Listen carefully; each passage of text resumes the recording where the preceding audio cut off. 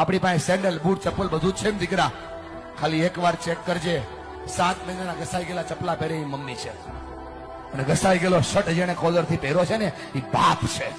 તમને ફરક પડે કે ના પડે, એમને ફરક પડે છે. જયારે તમે ખોટું બોલો છો, જયારે તમે તમારી જાતને છેતરો છો, જયારે ભણવાના બાના ઉપર તમે બીજા કામ કરો છો ને બેટા, તમને ફરક પડે કે ના પડે, એમને ફરક પડે છે. કેટલો ફરક પડે છે તમને કઈ નથી શકતા, કેમ કે તમે મોટા થઈ ગયા છો બેટા.